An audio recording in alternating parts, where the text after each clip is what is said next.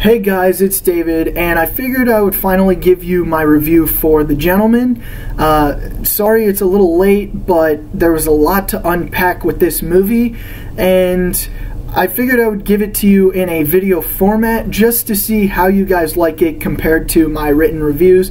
So please let me know after the video what you think of it, and I'll try to do it in this format in the future and hopefully improve on the quality of these videos. Anyway, let's get into the review.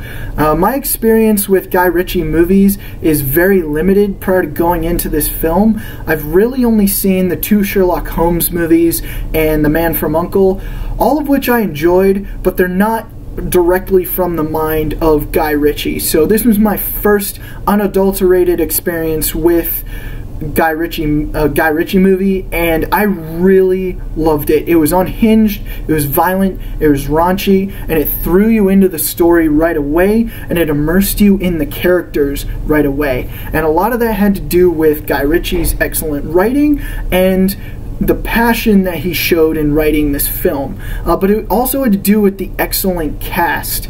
And it all started with Matthew McConaughey. Matthew McConaughey, you could tell he was invested in this character, he was intense, he was driven, and you could see his character's motivation play a role throughout the film, and it got you into the movie right away.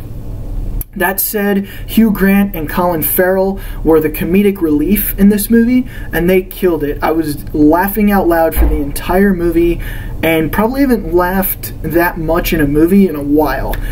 Charlie Hunnam, who played the sidekick to Matthew McConaughey, was really great. He was collected, he was calculating, he was stoic, but he was never upstaged by McConaughey. He stole every scene that he was in and played an excellent straight man to Hugh Grant's sort of comedic character, and that dynamic made the movie. I mean, it made it so much more memorable and really made you love the movie from the beginning.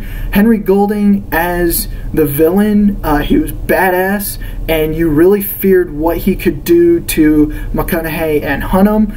And Michelle Dockery, who was the one actor and the one character that I thought I wouldn't really like so much in this movie, did a phenomenal job. I actually had a huge crush on her by the time this movie finished. She played Matthew McConaughey's wife, and that dynamic was really interesting. You know, she played a very loving wife, but she was also detached at times, which made her character give off somewhat of a femme fatale vibe and made her a really cool character. That was very exciting to see. Their dynamic was a lot of fun as well. There would be times where she would be dominant to Matthew McConaughey's character and have to help him out of a bind, and there would be times where Matthew McConaughey's character would be dominant to her character and help her out of a bind. And there was sort of a detachment, but also you could tell there was like a deep love there between the two characters, and it made the love story more interesting. I thought that was going to drag down the film, but it really didn't. It made it more interesting, so I liked to see that. As I said, the dialogue in this movie was excellent.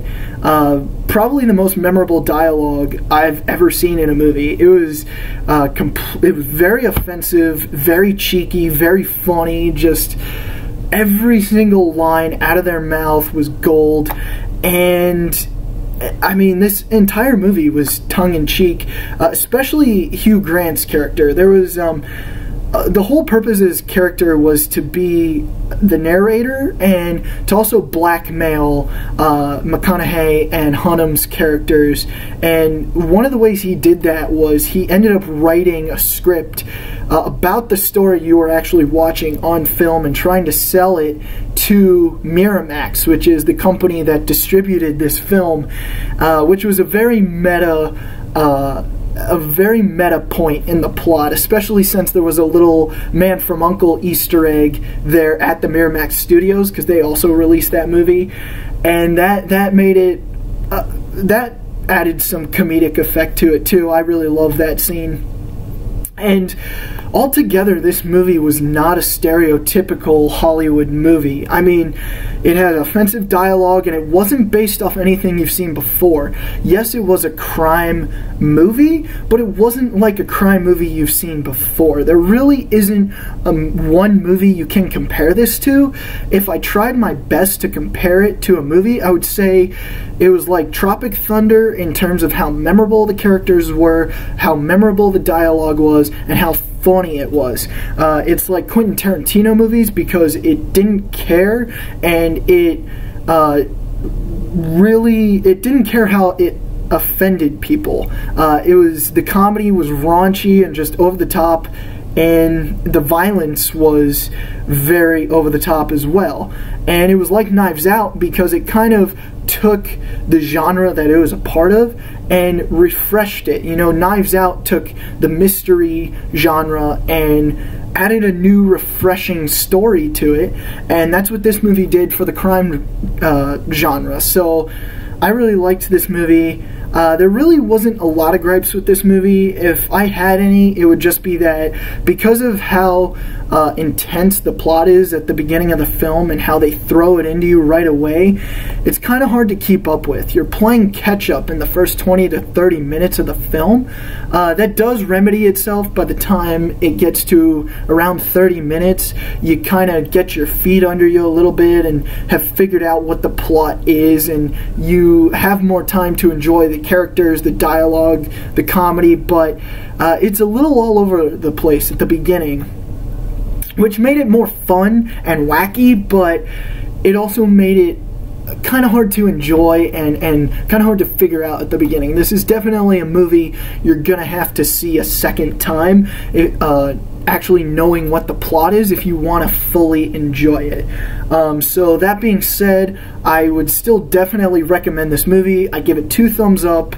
It's the best. It's actually the best movie I've seen this year, and aside from 1917, which came out this year as well, it's the best movie that I've seen in January or February in quite a few years, and I highly recommend it to everybody who wants to have a fun time at the theater, who's not afraid of being offended, and who really wants to just have a good laugh and have a great time. So anyway, I hope you enjoyed the review, and please let me know what you thought of this format.